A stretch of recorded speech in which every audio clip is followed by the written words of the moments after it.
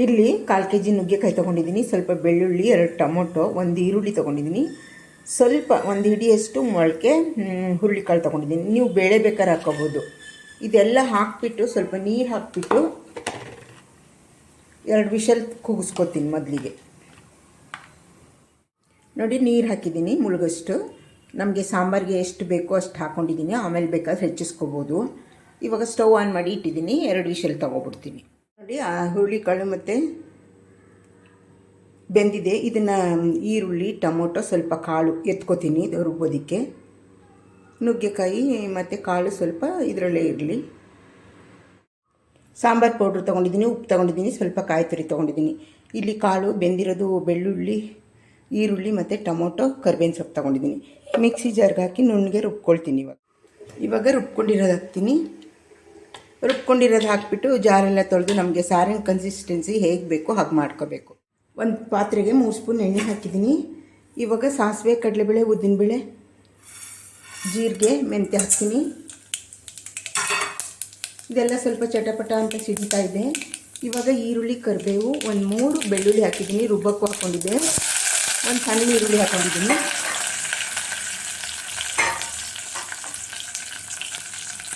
ಇವಾಗ ಸ್ವಲ್ಪ ಹಿಂಗೆ ಹಾಕ್ತೀನಿ.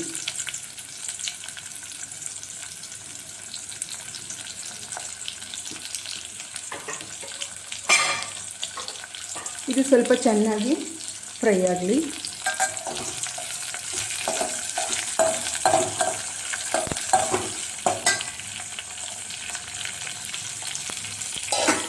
ಆಮೇಲೆ ಇಲ್ಲಿ ರುಬ್ಬಿರೋದು ಹಾಕಿ ನನಗೆ ಹೇಗೆ ಬೇಕು ಕನ್ಸಿಸ್ಟೆನ್ಸಿ ಹಾಗೆ ಮಾಡ್ಕೊಂಡಿದ್ದೀನಿ. ಇದರೊಳಗೆ ಹಾಕಿ ಕುದಿಸ್ತೀನಿ ಚೆನ್ನಾಗಿ. ಉಪ್ಪು ಗಿಪ್ಪು ಎಲ್ಲ ರುಬ್ಬುವಾಗಲೇ ಹಾಕಿದ್ದೀನಿ. ಇದು ಚೆನ್ನಾಗಿ ಸ್ವಲ್ಪ ಫ್ರೈ ಆಗಲಿ. ನೋಡಿ, ಒಗ್ಗರಣೆ ಇದಕ್ಕೆ ಹಾಕಿದ್ದೀನಿ. ಇವಾಗ ಚೆನ್ನಾಗಿ ಕುದಿಸೋಣ. ಚೆನ್ನಾಗಿ ಕುಸಿದ್ರೆ ಇದು ಮುದ್ದೆಗಂತೂ ಚೆನ್ನಾಗಿರುತ್ತೆ ಮತ್ತು ಚಪಾತಿಗೂ ಚೆನ್ನಾಗಿರುತ್ತೆ. ಇದು ಚೆನ್ನಾಗಿ ಕುಸಿದ್ರೆ ಮೊಳಕೆ ಹುರುಳಿಕಾಳು ನುಗ್ಗೆಕಾಯಿ ಸಾಂಬಾರು ರೆಡಿ. ಚೆನ್ನಾಗಿ ಕುದಿ ಬರಲಿ ಒಂದು ಕುದಿ.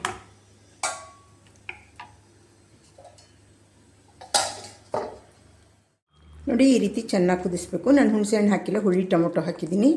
ಬೇಕಿದ್ದರೆ ಟೊಮೊಟೊ ಇಲ್ಲಾಂದರೆ ನೀವು ಹುಣಸೆಹಣ್ಣು ಹಾಕ್ಕೋಬೋದು. ಇದು ಅನ್ನಕ್ಕೆ, ಚಪಾತಿಗೆ ಇವಾಗ ರೆಡಿಯಾಗಿದೆ ಮೊಳಕೆ ಹುರುಳಿಕಾಳು ಮತ್ತು ನುಗ್ಗೆಕಾಯಿ ಸಾಂಬಾರು.